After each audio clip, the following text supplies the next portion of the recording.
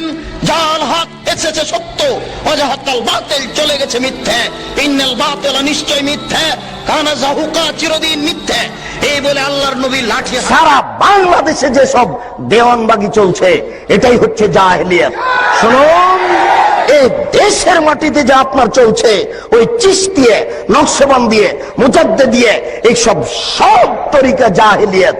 1980 সালের জরিপে এই দেশের মাটিতে 2,98,000 পীর আছে। সব পীরের সব তরিকা হচ্ছে জাহেলিয়াত। এই মাইজ ভান্ডারি হচ্ছে জাহেলিয়াত। আশ্চর্য, নারী পুরুষ একাকার হয়ে জিকির করছে।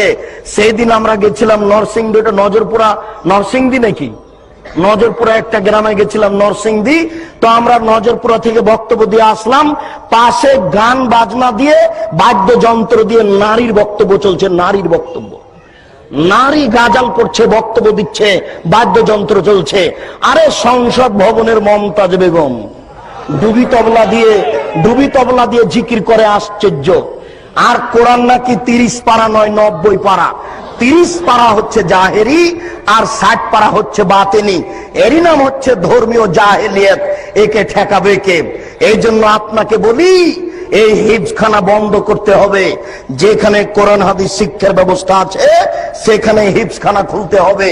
এই ছেলেটাকে আপনি কেন হাফেজ করলেন? এর বয়স হচ্ছে 16 বছর।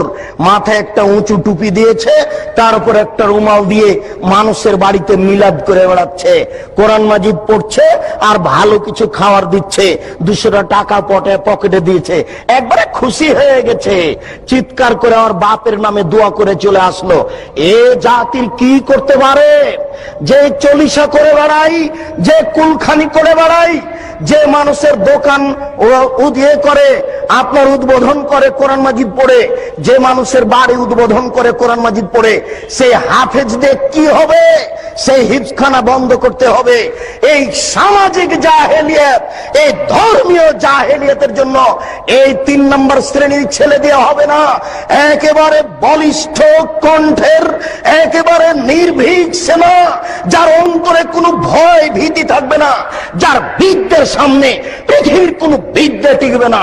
জাকির নায়কের মতো পৃথিবীর কোনো বিদ্যা তার সামনে টিকবে না, এবং নির্ভীক সেনা হবে।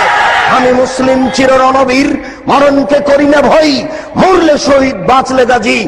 এই কণ্ঠ নিয়ে যে মাঠে নামবে, সেই জাতির উপকার করতে পারে, সেই এই সামাজিক কুসংস্কার বন্ধ করতে পারে, সেই এই ধর্মীয় কুসংস্কার বন্ধ করতে পারে। তাছাড়া এইসব হাফেজ দিয়ে কাজ হবে না।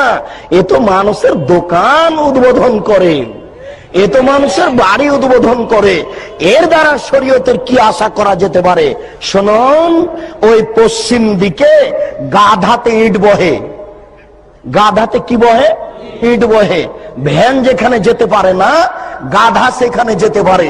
অনেকগুলি ইট আপনি গাধার উপরে চাপিয়ে দিয়েছে, এরপরে যেখানে নামাতে হবে সেখানে গাধা চলে গেল।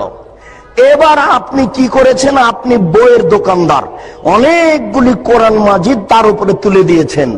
ও চলে গেল আপনার কোরআনের দোকানে। তো গাধা কি জানতে পারলো যে এখন কোরআন না ইট? ও তো জানতে পারলো না যে আমার পিঠে কোরআন আছে না ইট আছে। তো যেই ব্যক্তি শুধু কোরআন মুখস্থ করলো, দাওয়াত খেয়ে বেড়ালো, এ তো বুঝতে পারলো না যে কোরআন। এই কোরআনের ভিতরে আছে জাল হক এসেছে সত্য, ওয়াজাহাকাল বাতিল চলে গেছে মিথ্যে, ইন্নাল বাতিলা নিশ্চয় মিথ্যে, কানা যাহুকা। এই দেশের জাহেলিয়াতকে লাথি মেরে ডুবিয়ে দিতে চাই, এই দেশের অন্যায়কে যে কোনো মূল্যে উৎখাত করতে চাই। আল্লাহ, তুমি বড় দয়াবান, তুমি বড় রহমান, তুমি বড় ক্ষমাশীল।